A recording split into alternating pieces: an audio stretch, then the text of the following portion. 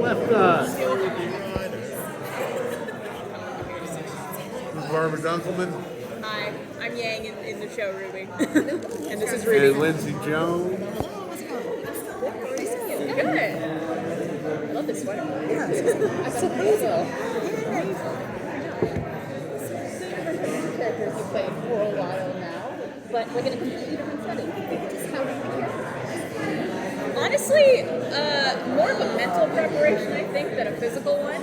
We've been doing these characters now for 10 years, so it's very familiar to us, but getting to interact with the Justice League was so surreal. It was definitely hard for Yang to be like skeptic about some things, because in my head I'm freaking out when we're like meeting Superman, but in the show I'm just like, okay, whatever, who are you? I don't care.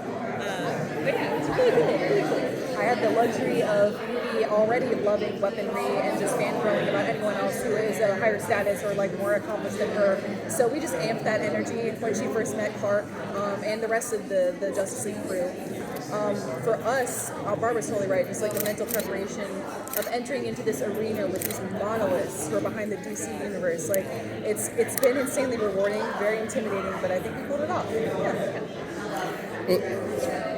I was going to say, you guys are practically legacy characters when it comes to the nerd world. It's been, about a decade since RWBY was introduced? Yeah. How does it feel having that kind of long-standing character work? One, thank you for the phrasing. I'll take it. Yeah, legacy. Yeah. Wow. Appreciate it. Genuinely, like our fan base is the life of the show. They're the ones that got us to where we are now and allowed us to do things like this and have this Justice League crossover. So while I don't think any of us could have predicted having this kind of like notoriety in the RWBYverse proper, we're 10 seasons in almost now. We have multiple movies, we have video games, we have any form of genre that you can think about that RWBY could be in. It has been infiltrated. So where do we go next? I don't know. Yeah, I think it's an interesting experience because we've been doing the voice of these characters for 10 years now. Whereas other characters that are animated sometimes get swapped around who the voice actor is. Like for example, Troy Baker has done the Joker and he's done Batman. Right. And Mark Hamill has done the Joker. But we've done these characters since the inception of the show. So part of me is very protective of that, but I'm also like, ooh, maybe someday Margot Robbie will voice Yang or something like that. There might be superhero girls RWBY or something. Oh my gosh, yeah. We'll step aside for Margot, that's fine. I think so. I'll make an exception. So, with a decade with these characters, how would you say RWBY and Yang have grown since you started?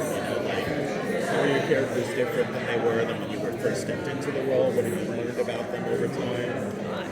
I was going to say, Barbara hit the nail on the head a little bit earlier, but I'll reiterate. It's like, we have so much of a personal connection to these characters, not only in our performance, but like in their creation, conceptions that Monty specifically wanted or had us in mind to kind of be the life spark behind them. So we're, more drawn to them in general, but we have allowed them to grow alongside of us. This show for us has been, it's 10 years of our lives.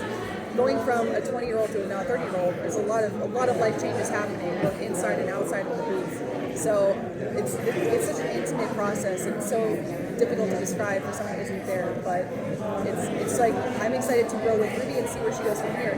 Yeah, and I think it's interesting too seeing the dynamic between the sisters. Whereas when they first started off, Yang was going to this new school and her sister was coming early with her, and so it was very kind of motherly, sisterly relationship where she wanted to protect RWBY, but also wanted her to kind of go out on her own and flourish and experience things. And then both of them individually went through very traumatic things over the last couple of volumes, so they both had to grow up pretty quickly. With them growing up, Yang did take care of RWBY a lot with, some mothers being absent throughout. So she is kind of used to that, but a lot of things kind of changed them as people, but their relationship always has stayed strong. If I can build off that for a sec. Yeah. I haven't followed the last couple seasons, but when I came back, I noticed that Yang had a giant gold arm all of a sudden. I was curious what your reaction was when you read, I have to lose a what? Funny enough, I actually knew Yang was going to lose her arm before we even started the show. Okay. If you actually go back and look at the yellow trailer, there's a line about being not symmetrical, being asymmetrical, and that kind of tied into Yang. She's very balanced in who she is, but that kind of changed her whole perspective and who she felt like she was, because she felt untouchable. So when that happened to her, it completely shook up her entire world. Oh, sorry.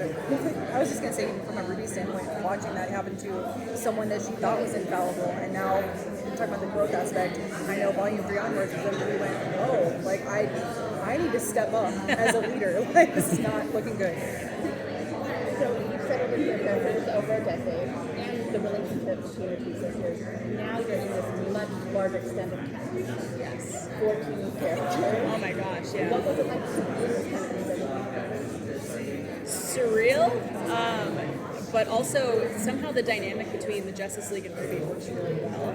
I think there's a lot of very similar mindsets between the two teams of wanting to protect people, wanting to do right, wanting to protect them from evil, monsters, whatever it is in any universe.